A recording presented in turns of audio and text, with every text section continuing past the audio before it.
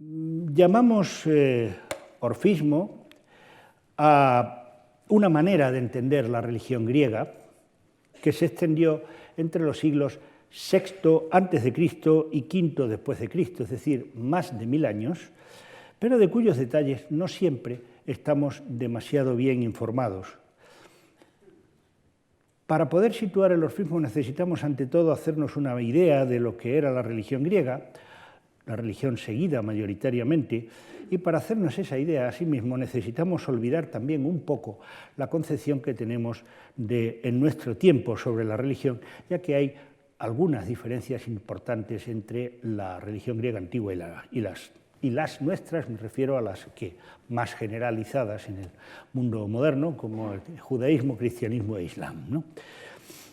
En efecto, en Grecia había una religión de la ciudad o del Estado, que le solemos denominar religión olímpica o religión cívica.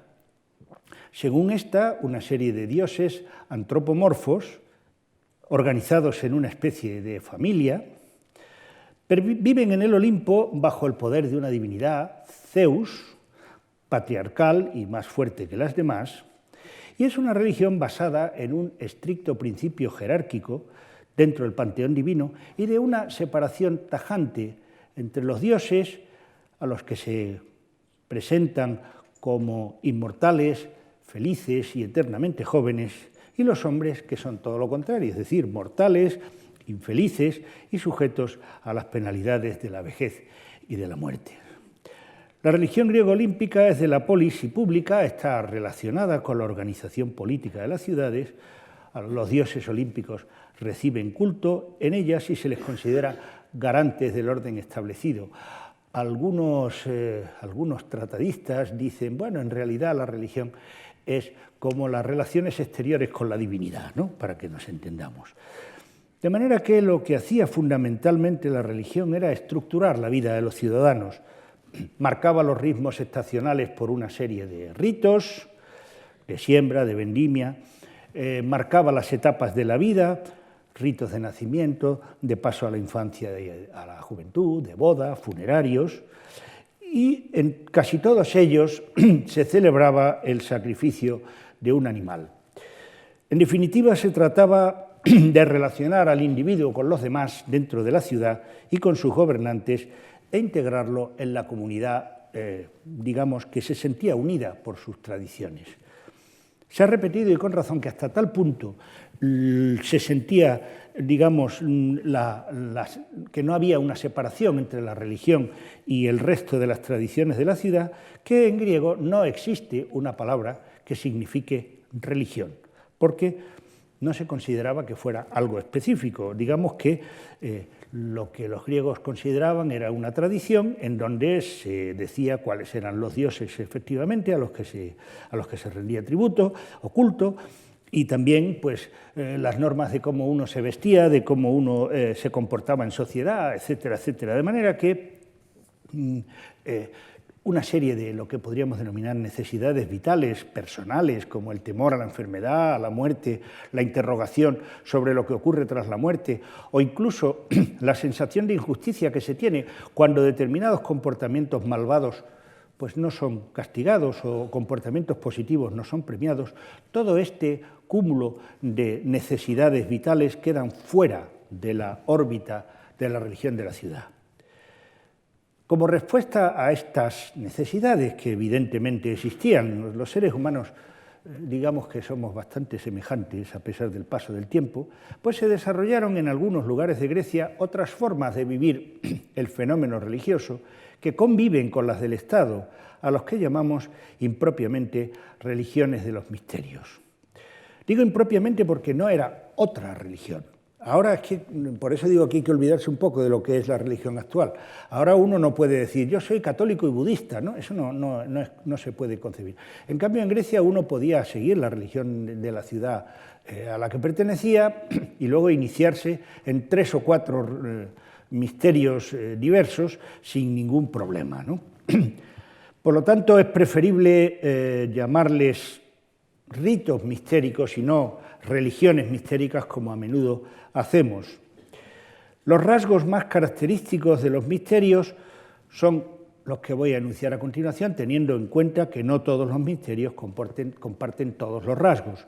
En general son ritos religiosos secretos, que son accesibles solo para quienes se inician en ellos. Hombre, secretos hasta cierto punto, no clandestinos, entendámonos, sino que uno pues no podía divulgar lo que se hacía en el interior de los lugares donde se celebraban los misterios, pero no quería decir que fueran secretos en el sentido de que nadie se enteraba de que existían. Todo el mundo sabía que los misterios existían.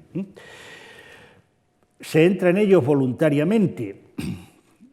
Lo digo porque en la religión de la ciudad no, en la religión de la ciudad uno pertenecía a ella, si no se le preguntaba jamás semejante cosa. Hay una iniciación, por lo tanto, iniciadores e iniciados se eligen mutuamente, y en cierto sentido se puede decir que los misterios son más cerrados que los ritos cívicos y en cierto sentido más abiertos. Más cerrados en la medida en que solo participa en ellos quien quiere y no toda la ciudad, y más abiertos porque, mientras que en los ritos de la ciudad participaban solo, por ejemplo, los ciudadanos, los esclavos no, por ejemplo, en muchos ritos solamente participan varones o solamente participan mujeres, en los misterios participaban indistintamente, incluso hasta bárbaros, es decir, hasta personas no griegas que podían participar siempre y cuando supieran griego.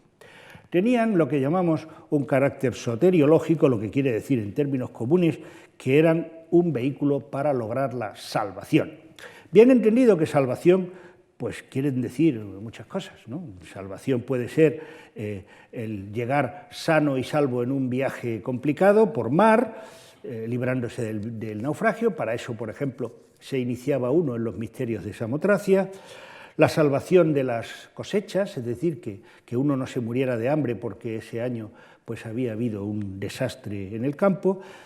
Y así, por ejemplo, en el himno homérico a Deméter, que es un texto entre el VII y el VI a.C., se le llama himno homérico, pero no eran de Homero, esto es una designación convencional, se dice que es muy venturoso aquel a quien ellas, o sea, Deméter y Perséfone, lo aman, pues al punto le envían pues, a riqueza que concede la prosperidad a los hombres. De manera que diríamos que iniciarse en los misterios de Eleusis comportaba para quien lo hacía una cierta garantía de prosperidad, ¿no? Bien. También se podía lograr la salvación de la enfermedad o incluso la salvación tras la muerte, es decir, ir a un lugar en el más allá de privilegio, por decirlo de alguna manera sencilla. Por ejemplo, es lo que dice Platón, que puede ser que los que instituyeron los ritos mistéricos no sean gente inepta. Es curioso, dice Platón, puede ser que no sean gente inepta, pensaba que evidentemente lo parecen, sino que en realidad se indica de forma simbólica desde antaño que quien llegue al Hades no iniciado y sin haber cumplido esos ritos yacerá en el fango, es decir, tendrá una situación lastimosa, mientras que el que llega purificado y cumplido los ritos habitará allí con los dioses. Continuando con el enunciado de las características, la experiencia iniciática era una especie de bálsamo para las situaciones depresivas por la enfermedad, por el fracaso, la inquietud ante la muerte, el miedo a lo que se podía encontrar después, y ello era debido a que a menudo solía comportar la iniciación una cierta situación muy desagradable que luego era seguida de una situación muy agradable, con lo cual incluso hasta a veces eran como una especie. Aquí tenemos, por ejemplo, en la urna Lobatelli, que es una representación de la iniciación en los misterios. En el lado izquierdo están haciéndole a un individuo lo que se llama la entronización, está sentado con la cabeza cubierta y están pasándole por encima pues, una serie de objetos sagrados. Y a la derecha se ve a un iniciado que está tocando la cabeza de una serpiente. No es que en la iniciación tocaran la cabeza de la serpiente, sino que es una manera simbólica de decir que el que se inicia se libera de los miedos, hasta de los miedos más atávicos, ¿no? Los más profundos. De manera que puede decirse que en algunos casos además era una especie de imitación de la muerte, ¿no? De manera que uno pasaba por una situación que se suponía que era semejante a la que iba a pasar cuando se muriera, de manera que uno tenía la idea de que ya lo llevaba ensayado, ¿no? Esto es una cosa que podía ser curioso. De manera que puede decirse que Frente a la religión de la ciudad, que está centrada en la divinidad, es decir, de lo que se trata en el culto de la ciudad es de que uno rinda culto a los dioses, se intente propiciar a los dioses y demás. En el caso de los cultos mistéricos, de lo que se trataba era de buscar el sujeto, buscar remedio y consuelo a sus angustias, a sus miedos, a esperanza y razones para seguir viviendo. Digamos que una versión moderna y laica del rito mistérico sería visitar al psiquiatra argentino, ¿no? Esto sería aproximadamente la cuestión.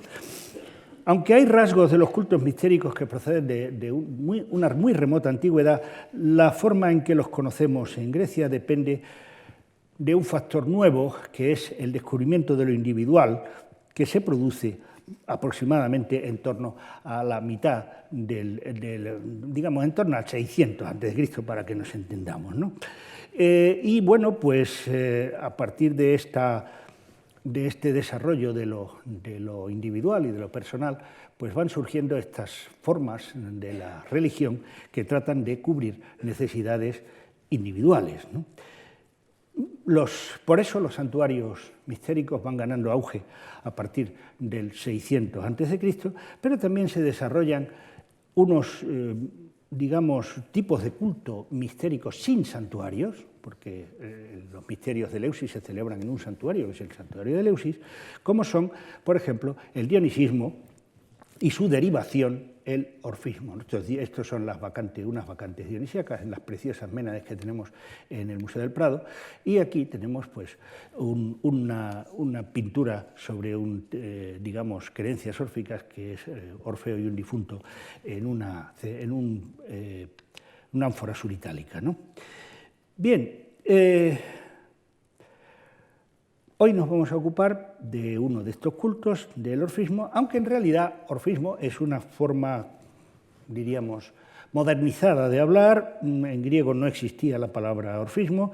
Orfismo es estos términos enismo, pues es como surrealismo, dadaísmo, impresionismo, no son términos que son modernos. En la antigüedad lo que se decía era, no les quiero poner a ustedes griegos, pues el equivalente a las cosas órficas o las cosas de Orfeo. Una designación muy vaga y muy generalizadora que abarcaba un conjunto de aspectos cuyo único elemento común era la relación con Orfeo. Por ejemplo, mitos, por ejemplo, prácticas y creencias religiosas, obras atribuidas a Orfeo. Por ejemplo, aquí tienen ustedes un papiro, el papiro de Derbeni, que es el comentario de una obra de Orfeo. Naturalmente, Orfeo no escribe nada porque no existe, pero luego hablaremos un poco de esto, ¿no? Y más raro es que se hable de órficos, personas órficas, y también se habla de los orfeotelestas, que eran los celebrantes de los ritos órficos. Lo curioso es que se consideraba como profeta de este movimiento religioso a un personaje completamente mítico. De hecho, en esta representación, una copa ática de figuras rojas que está en Cambridge, pues encontramos a la cabeza de Orfeo, que es esa que está ahí abajo, transmitiéndole un texto a un joven que escribe en un portátil. Bueno, no es un portátil, son unas tablillas enceradas, ¿no? Lo que la cabeza de Orfeo le está diciendo, y detrás está Apolo con un laurel. Les juro que lo que lleva en la mano es un laurel. Bueno, digamos, pues transmitiendo a lo largo del tiempo su mensaje. Bien, eso nos lleva a ocuparnos de quién es Orfeo, y le vamos a llamar el mito del cantor maravilloso. El mito de Orfeo no es de los documentados en los textos más antiguos. Por ejemplo, no está en Homero, no está en Hesíodo. Bueno, pero la mayoría de las fuentes clásicas lo consideran un personaje muy antiguo. Consideraban que participó en la expedición de los argonautas, y bueno, como la expedición de los argonautas, que también es mítica, la protagonizaron los padres de los que habían participado en la guerra de Troya, y los griegos situaban la guerra de Troya, que es así, se produjo en realidad, pues la situaban en torno al 1200 a.C., ellos no decían 1200 a.C. por razones obvias, pero en fin, Orfeo sería un personaje tan antiguo como el 1200 y pico, ¿no? De manera que fíjense lo antiguo que consideraban que él. Sí, de hecho, hay alguna representación que algunos autores han creído que representan a Orfeo, yo no digo ni que sí ni que no, que son de la época micénica, es decir, la época en torno al siglo XIII, un poco más, XIV a.C., que, digamos, se desarrollan las culturas en Creta y en el continente, y concretamente esta representación del Palacio de Pilo. En realidad, esta representación, bueno, lo que queda a la pobre de verdad es mucho menos. Esto es el dibujo que hizo un magnífico dibujante que se llama Pierre de Jong sobre la decoración de la pared del Palacio de Pilo, del Salón del Trono, ¿no? Ahí aparece un citarero con una cítara muy hermosa y un gran ave que vuela a su lado, ¿no? De manera que esto evoca la idea de Orfeo embelesando a los animales, y se ha dicho que podría ser efectivamente Orfeo. Y también se habla de esta píxida. Píxida significa caja con tapa, ¿eh? No, lo que pasa es que a los de griego nos gusta decir nombres raros, pero una píxida de una tumba de la Canea, se las pongo a ustedes en el dibujo que la van a ver mejor, pues encontramos a este personaje. Es un personaje curioso, lo ven ustedes, porque no tiene pies, ¿no? Lo cual quiere decir que no es como que no es un personaje muy de este mundo, ¿no? Tiene una enorme cítara en la mano, sobre él sobrevuelan dos pájaros, y luego tiene aquí a la izquierda, ve una cosa que se llaman los cuernos de consagración, esto, y la doble hacha, esto, que son considerados símbolos sagrados característicos del mundo micénico. Bueno, hay un citaredo relacionado con el mundo sagrado. ¿Es Orfeo? Pues miren ustedes, no lo sé, porque mientras que no le pongan el nombre no sabemos si es Orfeo o no. De manera que hay una serie de rasgos del mito de Orfeo que van a ser más o menos destacados a lo largo del tiempo y que explicarán de alguna forma por qué se le elige para el movimiento religioso del que se le considera fundador. El rasgo más constante es que se trata de un hombre con un dominio prodigioso de la poesía. Ambos elementos de esta definición son igualmente importantes. El primero es que es un hombre. Orfeo nunca es un dios, ¿eh? O sea, esto es una cosa que debe de insistirse. Y el segundo, este dominio prodigioso de la poesía, un dominio sobrehumano, porque permitía pues que embelesara a los animales, como el flautista de Hamelin, ¿no? Esta capacidad de embelesar con la música a los animales o a los hombres, ¿no? En Grecia la poesía está íntimamente asociada a la música, no se hacía poesía sin música, de manera que el arte de Orfeo es el arte del poeta, pero también es el arte del músico. El arte del poeta en el sentido de la manifestación racional, que es el lenguaje es una manifestación racional, mientras que la música es una manifestación irracional, es una manifestación que produce efectos sobre los seres humanos sin que muy bien sepamos por qué. Unas músicas nos ponen tristes, otras músicas nos alegran, y este poder tremendo de la música sobre los seres es el que ejemplifica Orfeo en el mito que protagoniza, ¿no? Ejemplos literarios de la capacidad de Orfeo para conmover a la naturaleza son tan antiguos como Simónides, un poeta del VI-V a.C., que habla de las innumerables aves que sobrevuelan la cabeza de Orfeo y los peces que saltan del mar de lapislázuli al son del canto. Y en otro fragmento del mismo poeta, y probablemente del mismo poema, se dice que ni siquiera un soplo de viento capaz de mover una hoja se levantó entonces, soplo que habría estorbado al esparcirse que el canto dulce como la miel se ajustara a los oídos de los mortales. De manera que el canto de Orfeo también es capaz de calmar a los elementos, calmar al viento, calmar a la lluvia, calmar todo esto, ¿no? Bien, ambos fragmentos sitúan los poderes de Orfeo en un escenario marino, y Orfeo no aparece relacionado con el mar en ningún otro episodio más que en el viaje de los argonautas, que según el mito, al mando de Jasón, se dirigió al otro extremo del Mediterráneo en busca de un talismán prodigioso, el vellocino de oro.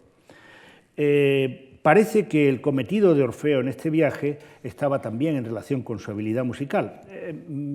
Miren, con el viaje de los argonautas Pasa un poco como ocurre con el cuento del barón de Munchausen, ¿no?, que tiene asistentes especializados. El barón de Munchausen tiene un tipo que oye a unas distancias inmensas, tiene otro tipo que tiene una pierna atada a la espalda porque si no corre y se pierde en el horizonte en un segundo, este tipo de cosas. Bueno, pues los argonautas también estaban especializados y la especialidad de Orfeo era precisamente manejar la música para, por ejemplo, conseguir que los remeros remaran sin cansarse, en lugar de esto que vemos en Ben-Hur ahí dando martillazos y la gente sudando. No, Orfeo tocaba la lira y la gente remaba, como una cosa estupenda. Y era también capaz de vencer a las sirenas, que es un grandísimo peligro para los navegantes, con su canto, ¿no? Bueno, pues esto es curioso, no es curioso, sino que evidentemente no es casualidad, que también en las representaciones figuradas de Orfeo, las primeras representaciones sean también referidas a la expedición de los argonautas, ¿no?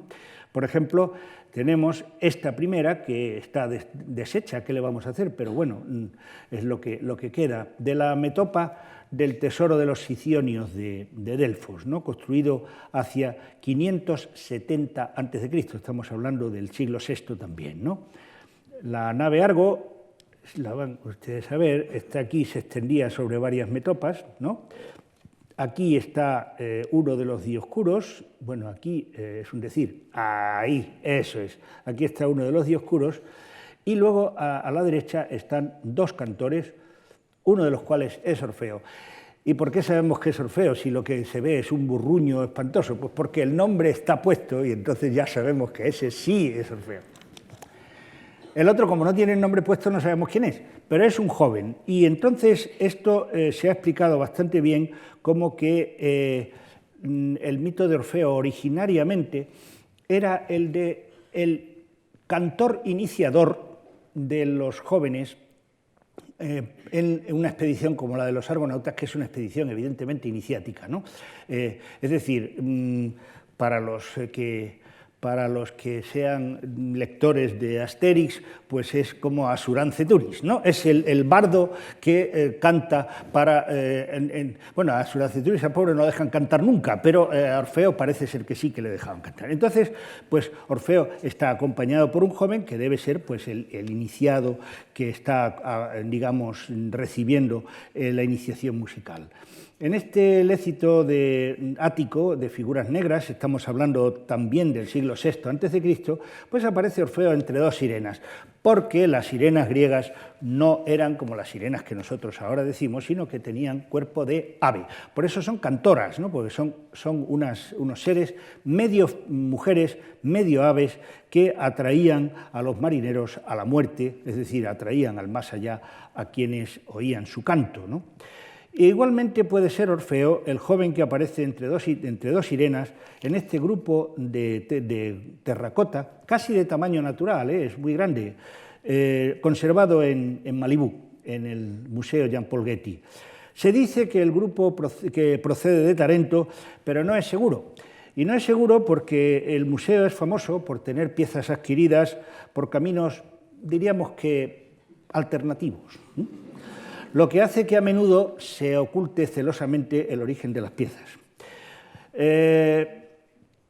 Pueden ser del siglo V, quizá del IV, y en este contexto suritálico Orfeo se relaciona con el mundo funerario, con el mundo de estas sirenas que atraen al más allá, ¿no? En cambio, en la cerámica ateniense, en la cerámica ática, el canto de Orfeo se pone en relación con otro tema, el de Orfeo embelesando a los tracios. Aquí tenemos cómo Orfeo eleva al cielo su rostro inspirado y los tracios, que son esos señores que están vestidos con esos gorros de piel, ¿no?, indicando digamos, llevan vestimenta étnica, ¿no?, para que se vea que son tracios. Pero es curioso porque los tracios eran famosos por ser una gente muy belicosa y que les hacía la vida imposible a los colonos griegos que, digamos, se encontraban en su vecindad. De manera que aquí parece que el arte ático está tratando de presentar a Orfeo como un mediador, luego hablaremos de esto de la idea del mediador, como un mediador entre los tracios y los griegos. Orfeo se suponía que era tracio, pero sin embargo él no va vestido como un tracio, él va vestido como un griego. Y parece ser como que Orfeo pudiera ser, digamos, el educador que enseña música y, por tanto, civilización y, por tanto, tranquilidad a los bárbaros. Pero el episodio que resulta central en las versiones latinas, sobre todo del mito de Orfeo, y que ha tocado la sensibilidad de los poetas y de los músicos que han tratado el tema más adelante, es el de la muerte temprana de su esposa y el intento de Orfeo de rescatarla por amor de los infiernos. Es la parte del mito a la que conceden especial relieve pues las dos versiones más conocidas, Ovidio en las Metamorfosis y Virgilio en las Geórgicas. Orfeo pierde a su esposa, viaja al más allá para recuperarla, consigue de los dioses que la dejen salir con la condición de que no se vuelva para mirarla, pero no puede evitarlo. Aquí tenemos una representación, a mí me resulta muy divertida, ¿no? Es un fresco de una tumba en Porta Laurentina y el infierno es una casa romana, tiene su puerta, su perro, su portero, ¿no? Y luego pues están ahí en el centro Orfeo que se vuelve y Eurídice que levanta las manos en señal de asombro y de desaprobación, ¿no? Pero la representación más hermosa es esta, es un relieve en mármol conocido a través de varias copias romanas, la mejor de las cuales se conserva en el Museo de Nápoles, que es una obra extraordinaria. Orfeo aparece a la derecha, con vestimenta propia de un griego, pero con un cierto toque tracio, el gorro es tracio, ¿no? Y parece que acaba de volverse y todo su cuerpo está girado, de hecho, está levantando el velo para ver si el velo de la mujer que le sigue, para ver si es Eurídice, y ella le coloca la mano sobre el hombro en señal, diríamos, de consuelo, porque sabe que acaba de perder la posibilidad de que salga, ¿no? Y en otro detalle muy interesante, pues Hermes está ya tirando del brazo de Eurídice para devolverla al Hades, ¿no? De manera que el autor ha sabido captar ese perfecto momento, ese momento en que el último momento antes de la separación. El mito aún ofrece detalles interesantes, cuenta que la cabeza de Orfeo caminó mágicamente sobre las aguas y llegó a Lesbos, eso naturalmente no es una representación griega, es un cuadro de Waterhouse. También tenemos otro de Gustavo Mogó con esta misma escena, y durante tiempo funcionó en la isla un oráculo de Orfeo que se suponía que era su cabeza la que mantenía la capacidad de hablar. Y en esta representación, esta así antigua, vemos cómo se deposita la cabeza de Orfeo en una oquedad para que pueda exponer los oráculos. Además, pues en cierto modo, el hecho de que Orfeo vaya a Lesbos es muy significativo, porque Lesbos es el lugar donde se inicia la poesía lírica griega, ¿no? De manera que, de alguna forma, los lesbios, digamos que reconocían el padrinazgo de Orfeo sobre esto, ¿no?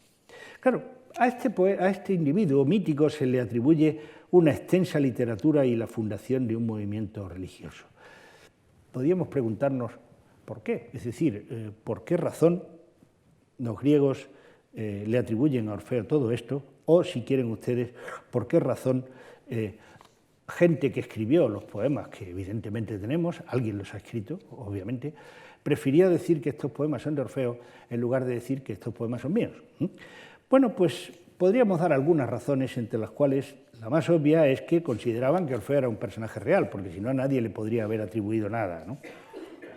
Lo segundo es que para los griegos, tanto más antigua es una idea, tanto más respetable es.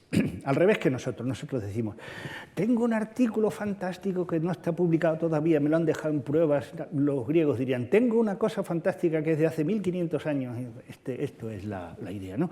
De manera que los individuos que, digamos, desarrollan esta corriente religiosa, pues desean atribuirle la autoría de esta nueva creencia a un individuo que es antiguo, que es hijo de una musa y que es, digamos, cantor y que además ha ido y vuelto al más allá, con lo cual ha podido ser testigo de vista de lo que ocurre después de la muerte y está autorizado para contar lo que ocurre. Pero hay una cosa más importante, o creo que más significativa, y es que Orfeo se convierte en un líder religioso porque hay una serie de rasgos que lo hacen particularmente adecuado para ser mediador entre dioses y hombres. Primero porque, bueno, ahí tenemos la mediación expuesta, ¿no? La mayoría de las fuentes lo considera hijo de una diosa, pero su padre no es un dios, es un mortal. De manera que esta condición de hijo de una diosa y de un mortal ya lo sitúa como intermediario entre dioses y hombres. Además, su madre es griega, pero su padre es bárbaro, su padre es tracio. Por lo tanto, Orfeo es también mediador entre griegos y bárbaros. Pero también participa en el viaje de los argonautas, en donde, pues, digamos, se media entre el mundo civilizado y el mundo marginal de los argonautas. Y luego, por supuesto, el viaje al más allá sitúa a Orfeo como mediador entre este mundo y el otro. Una buena muestra de esta mediación es un texto. Este texto, la lámina de oro de Hiponion, un texto del 500 a.C., representante de un tipo de literatura de que conservamos un significativo número. No se fíen ustedes del tamaño que ven ustedes, hay un pedazo de tamaño. La laminilla esta de Hiponion tiene el tamaño de los extintos billetes de metro de Madrid, es exactamente así de grande. Pero bueno, iba plegada en 8, ven ustedes los pliegues, ¿no? Se ven perfectamente las arrugas de los pliegues ahí, ¿no? Ahí este es, y luego el horizontal, que bueno, no, ahí, vale. La llevaba una difunta que la dobló en 8 y se la metió en la boca, bueno, se la metieron, o no sé, la gente, los griegos llevaban las cosas valiosas en la boca, cuando iban a la compra llevaban el dinero en la boca, iban a comprar el pescado y decían, ¿de dónde es el pescado? Le daban, el otro decía, espere que le doy el cambio. Bueno, y por eso llevaban, además iban desnudos al más allá, entonces claro, no tenían, la señora era una mujer la que llevaba esta laminilla, ¿no? No se podía llevar el bolso de Cartier al otro mundo, entonces pues tenía una lámpara y la laminilla plegada en la boca con objeto de que ella creía que iba a poder en su camino al más allá sacarse la laminilla de la boca, desenrollarla, iluminársela con la lámpara y así saber lo que tenía que decir en el más allá. Y es que la lámina le decía exactamente lo que tenía que decir al llegar al más allá, ¿no? Bueno, dice esto es obra de Mnemósine, es decir, de la divinidad de la memoria. Cuando esté en trance de morirse hacia la bien construida morada de Hades, eso de morirse hacia es una cosa que a nosotros nos puede resultar rara. Uno viaja hacia, pero no se muere hacia. Pero para los griegos sí, se morían hacia, porque digamos que el individuo caminaba desde su tumba hacia el más allá, por lo tanto hacía un viaje, y por eso es morirse hacia. Hay a la diestra una fuente y cerca de ella un ciprés blanco. No hay cipreses blancos, pero estos son un ciprés especial, es una especie de señuelo, y allí al bajar las ánimas de los muertos se refrescan y le aconseja quién habla. ¿Quién habla? Pues habla alguien que conoce qué pasa en el más allá, probablemente Orfeo. Bien, no te acerques, pero más adelante está la laguna de Mnemósine, agua que fluye fresca, ¿no? Mnemósine es la diosa de la memoria, por lo tanto, si el agua, esta segunda agua es de la memoria, la primera es la del olvido. Es decir, no deben de beber de esta primera agua porque entonces olvidan, no se acuerdan de la iniciación, no saben lo que tienen que hacer y por lo tanto reencarnan como un imbécil, ¿no? Esta es la cuestión. Bueno, entonces, a su orilla hay unos guardianes que te preguntarán por qué investigas las tinieblas del Hades sombrío. Di, hijo de tierra soy y de cielo estrellado. Apúntenlo ustedes, lo mismo les va a valer, yo qué sé. Bueno.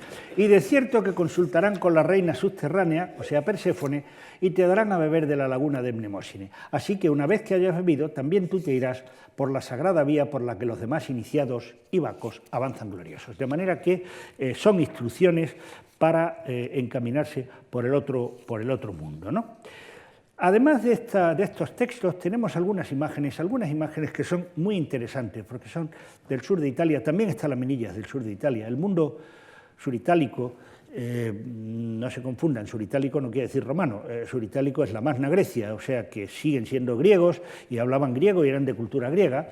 Pues en este mundo suritálico hay una cerámica enormemente interesante en donde Orfeo aparece a menudo y en su papel, como siempre, de mediador. Ahí lo tenemos, Orfeo mediador en la cerámica suritálica. Tenemos esta primera del Museo de Múnich, procedente de Canosa, en donde aparece Orfeo. Está aquí a la izquierda, vamos a ver si yo la apunto, ahí, justo por la posición del mediador. No está en el palacio, aquí está Hades y aquí está Perséfone, pero tampoco está fuera, y detrás de él vienen los iniciados. Él es el mediador, está perfectamente claro. Luego hay representaciones de una serie de cosas. Aquí, por ejemplo, está uno de los grandes castigados infernales, ¿no?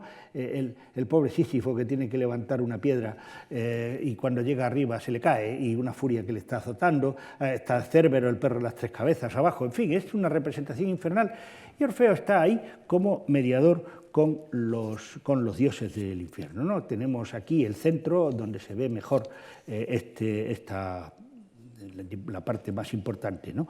Aquí tenemos otra de Matera, en donde está Orfeo, ahora está en el lado derecho, pero está ahí.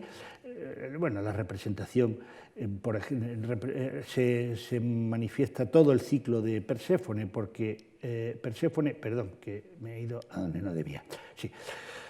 Perséfone, digamos que vuelve todos los años en primavera con su madre y deja el Hades, o sea, a su marido, y la salida de Perséfone del Hades viene acompañada por esa floración enorme de vegetales, ¿no? Cuando llega la primavera es cuando Perséfone sale del inframundo, ¿no? Bien. También tenemos aquí otra de Karlsruhe, con una representación muy parecida, y aquí tenemos otra de Armento, en donde volvemos a encontrar a Orfeo, volvemos a encontrar a los dioses infernales, aunque esta vez sin el palacio, o sin este palacio, y en todo caso siempre es Orfeo el que media entre los seres, digamos, infernales y los seres humanos. Añado una pieza recientemente incorporada a la colección del Museo Arqueológico Nacional de Madrid. Es una verdadera preciosidad, es una pieza espectacular. La han comprado hace relativamente poco. La última vez que fui la tenían todavía entre nuevas adquisiciones, entrando a la izquierda, y es una pieza así de alta, ¿no? Es una cosa preciosa, en donde encontramos precisamente, pues, ahí está Orfeo con Hermes, los dos grandes mediadores, ¿no? Hermes es el que lleva y trae a las almas de este mundo al otro, y Orfeo que está mediando con Hades y Perséfone. Me encanta porque Perséfone está graciosamente apoyada en el respaldo de Hades, cosa que no se encuentra en ninguna otra pieza de esta época, ¿no? Este es el pintor de Baltimore, que es un pintor que no era de Baltimore, claro, se llama el pintor de Baltimore porque hay unas piezas suyas en Baltimore y por esa razón se le llama el pintor de Baltimore. Y bueno, pues ahí tenemos la totalidad, digamos, del conjunto, ¿no? Con Hermes, Orfeo, Hades, Perséfone y Hécate, que es la que está detrás. Y arriba, naturalmente, la cabeza de Perséfone saliendo es toda una referencia a la muerte y resurrección, ¿no? Bueno, no puedo entrar ahora en eso porque es un poco complicado, pero vamos, que se hagan una idea de que Perséfone representa por una parte los ciclos de la vegetación, es decir, cuando Perséfone está en el infierno está la simiente metida en tierra, cuando Perséfone sale brotan las plantas y ese entierro, salida, se relaciona también con una cierta forma de muerte y una resurrección en el más allá y algunas ideas religiosas bastante interesantes, ¿no?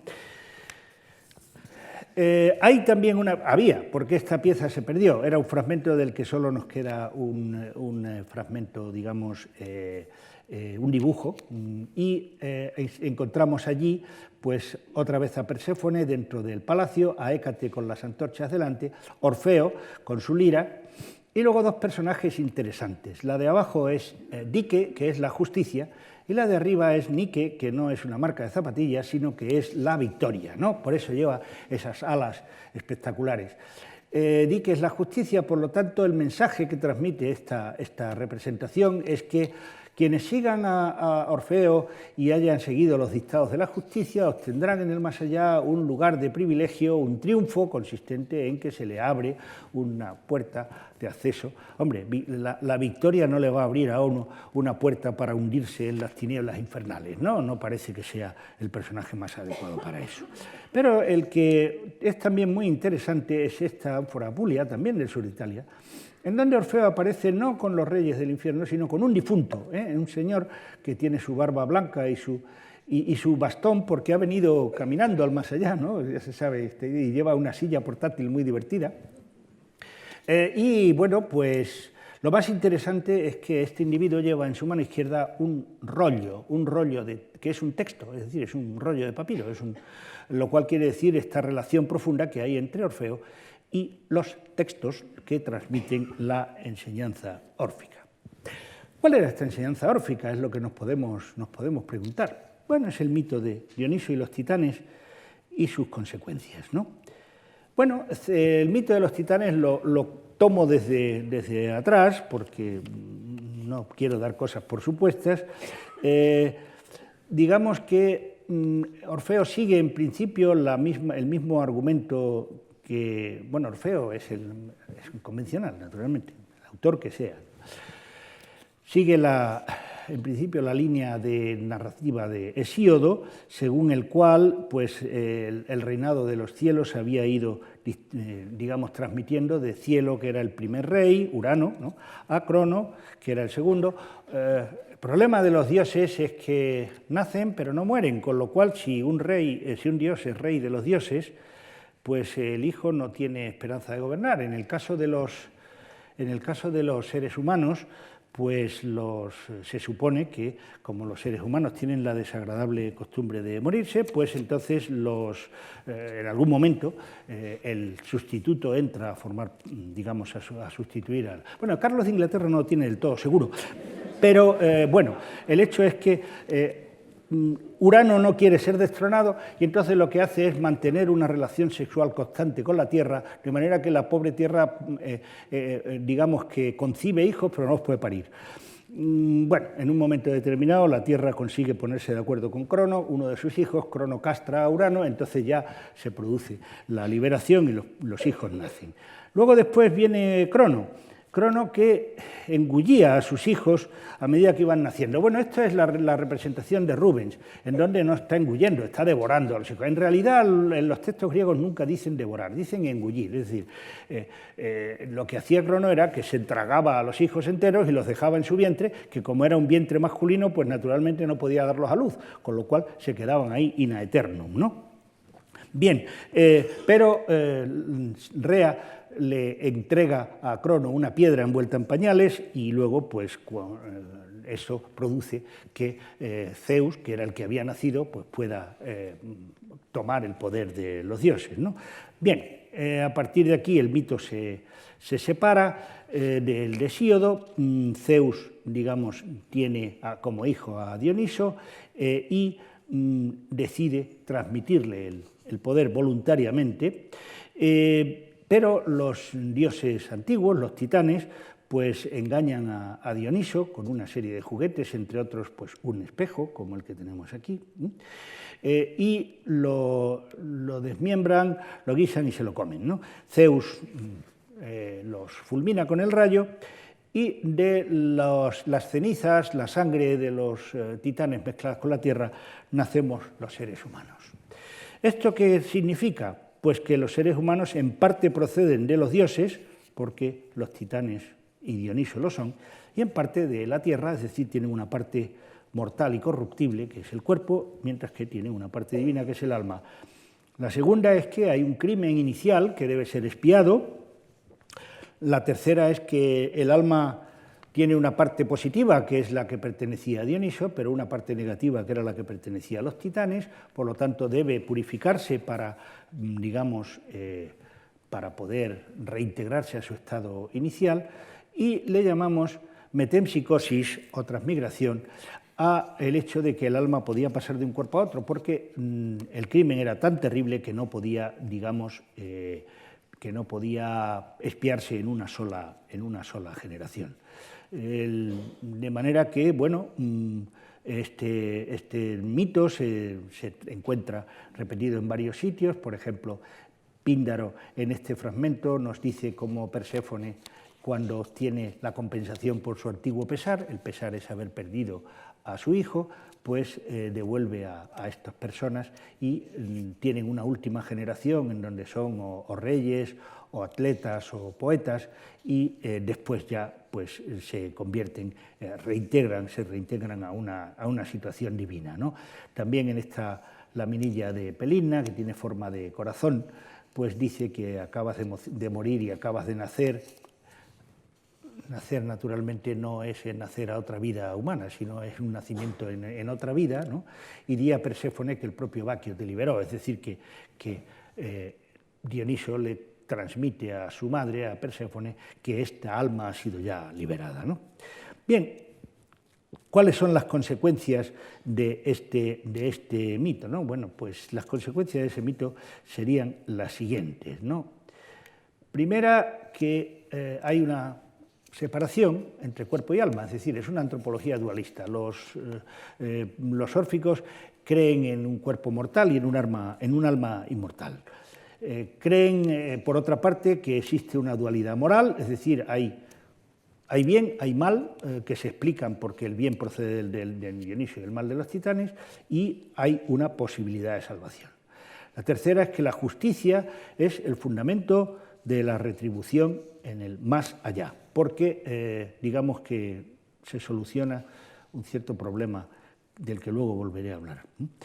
Luego la transmigración como corolario de la inmortalidad y de la necesidad de justicia, la solidaridad de los seres vivos, claro, porque si existe la reencarnación, y no solo entre hombres, sino también entre personas humanas, sino también entre animales, pues naturalmente se prohíbe el derramamiento de la sangre de los animales y, por supuesto, comerlos. Los órficos son vegetarianos, porque uno se puede estar comiendo, si se come una chuleta, pues se puede estar comiendo a su venerable bisabuela, ¿no? Con lo cual pues la cosa es un poco seria, ¿no? También hay un cambio de óptica sobre la importancia de la vida terrena, en el sentido de que la que vale ahora, la más importante, es la vida del más allá, y la terrena carece de importancia, y luego pues que se trata de un nuevo modelo de vida, puritanismo. Vamos a desarrollarlos, pero muy rápidamente, porque no se trata de... Entonces, pues la antropología dualista se formula claramente en unas láminas de hueso que se encuentran en Olbia, que está en la desembocadura del Dnieper, y allí aparecen unas láminas de hueso que dicen vida, muerte, vida, es decir, el alma vive, luego cuando está en el cuerpo está muerta, y vida cuando sale otra vez del cuerpo, verdad, esta es la verdad. Dioniso, que es la divinidad que centra a los órficos, y órficos, ¿no? Órficos, que son los seguidores de estas doctrinas, ¿no? Y otra de ellas dice Dioniso, mentira, verdad, cuerpo, alma, indicando que lo verdadero es el alma y que el cuerpo pues, es lo falso, lo corruptible, lo que no tiene digamos, interés ni continuidad, ¿no? En uno de los poemas órficos, pues se dice que quienes han sido puros bajo los rayos del sol, luego pues están en un hermoso prado, ¿no? Están en el inframundo, pero en un lugar favorable del inframundo. Para Homero todo el mundo iba al inframundo, pero nadie tenía un lugar de privilegio, ¿no?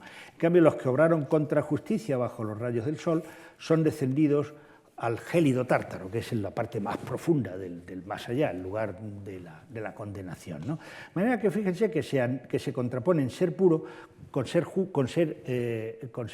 injusto, ¿no? De manera que la justicia y la pureza están asociadas, ¿no? en esta cuestión. La dualidad moral se encuentra pues en la idea de que las antiguas injusticias, o sea, el delito cometido por los titanes, pues hace que los seres humanos tiendan a ser malvados y tienen que recurrir al ritual, tienen que recurrir a las enseñanzas de Orfeo para conseguir liberarse de esa situación. La justicia como fundamento se encuentra, por ejemplo, en un texto de Platón, en donde dice que el Dios, que como dice el antiguo relato, tiene el principio, el fin y el centro de todos los seres, se encamina hacia su fin siguiendo las revoluciones de la naturaleza y no deja de seguirlo justicia, ¿no? Bueno, tenemos varios mensajes, digamos, varios textos que se refieren a la misma idea, y es esta idea de que la justicia, digamos, que debe presidir el comportamiento de los seres humanos. Aquí un astuto individuo que estaba en un juicio, Pseudo-Demóstenes, no es de Demóstenes, pero que es de la época de Demóstenes, que le escribían los discursos a los que se tenían que defender solos, ¿no? El individuo le dice a los jueces, que eran ciudadanos atenienses, es necesario que cada uno, con la convicción de que lo está mirando la inexorable y venerable justicia, de quien Orfeo afirma que sentada junto al trono de Zeus inspecciona cuanto los hombres hacen, vote guardándose y asegurándose de que no la avergüenza. Es decir, asuélvanme, porque si no justicia va a pensar que ustedes son muy malos. Es curioso porque si el individuo dice esto, es porque está convencido de que entre sus jueces, que eran, ya digo, ciudadanos comunes atenienses, había órficos, porque si no, ¿para qué demonios les va a hablar de esto a los jueces, ¿no? De manera que es curioso. Y por último, conviene recordar otra vez la imagen donde aparece justicia ahí abajo, para que veamos cómo se complementan bastante bien los textos y las imágenes. La transmigración surge en el ámbito pitagórico como, digamos, como corolario de la inmortalidad del alma, ¿no?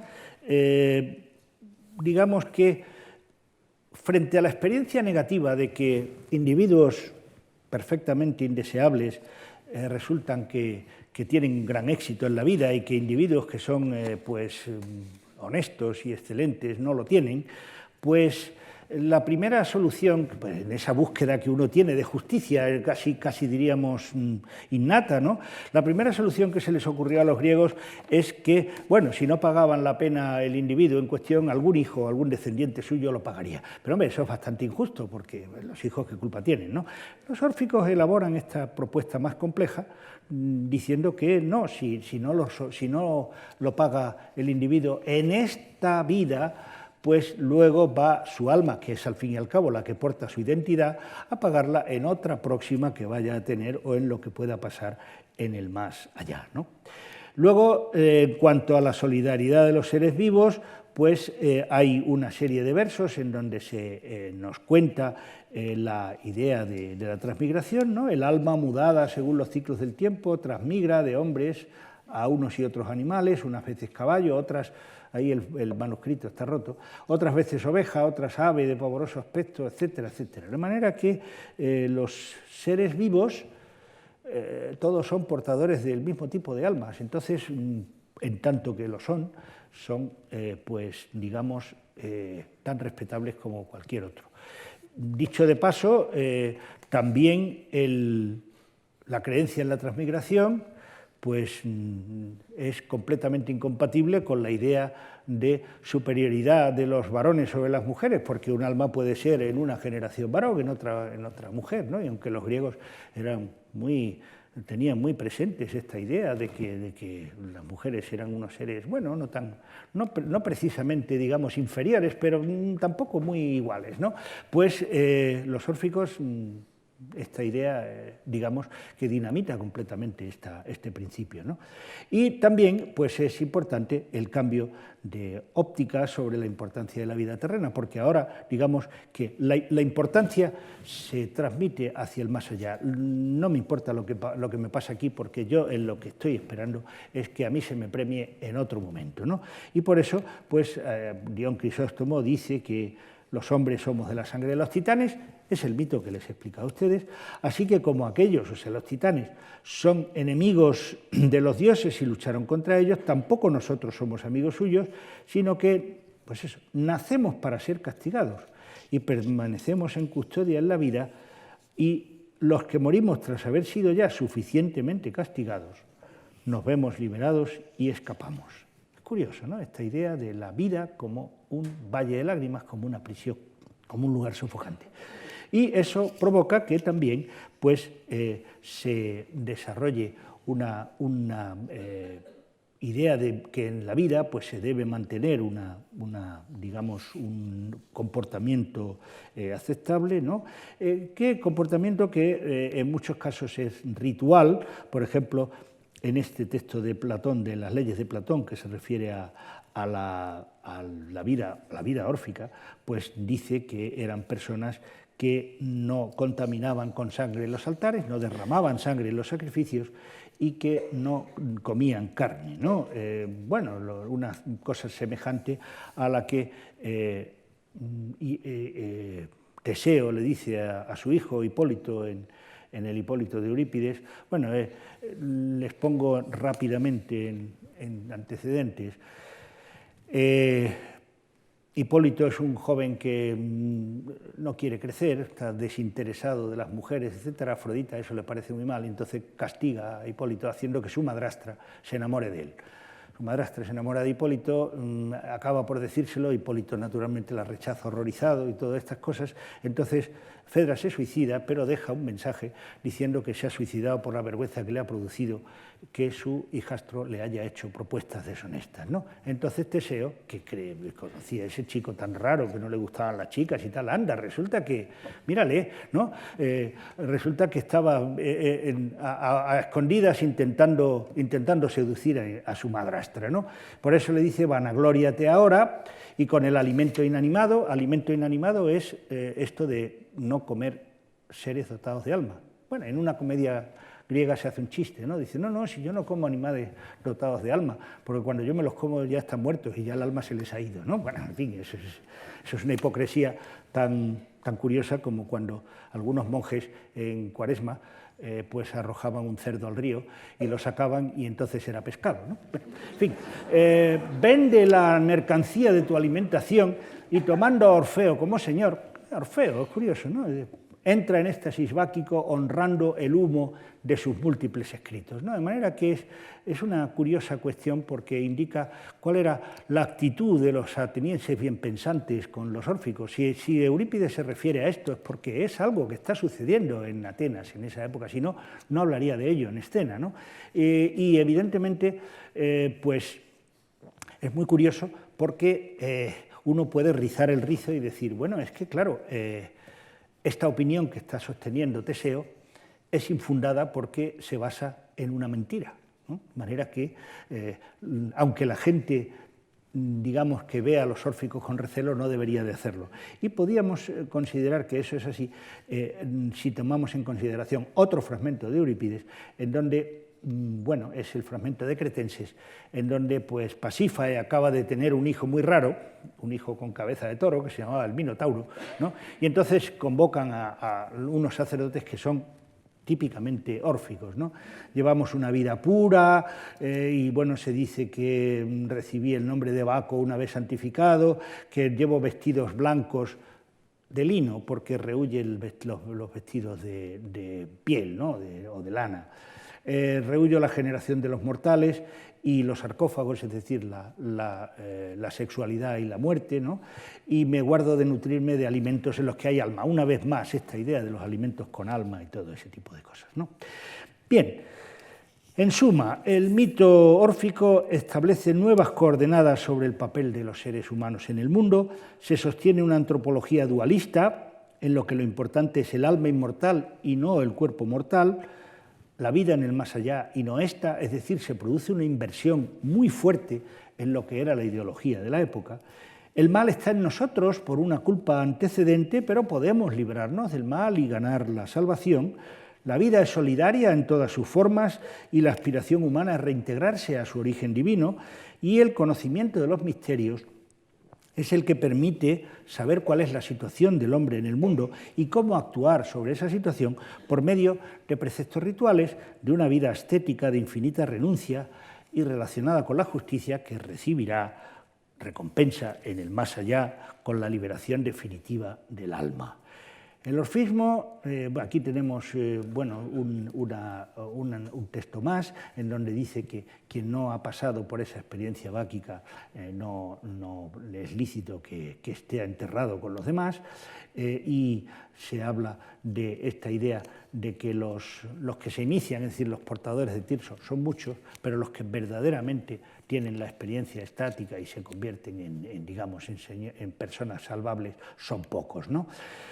Decía que el orfismo se expande fuera del ámbito religioso, influye, por ejemplo, en filósofos como Platón, después incluso se expande fuera del ámbito griego y influye sobre el judaísmo, como se ve en esta representación de la sinagoga de Gaza, en que Orfeo está identificado con el rey David, es muy curioso, y sobre el cristianismo, como se advierte por la presencia de Orfeo en catacumbas como la de San Pedro y San Marcelino, ¿no? Lo tenemos ahí a Orfeo.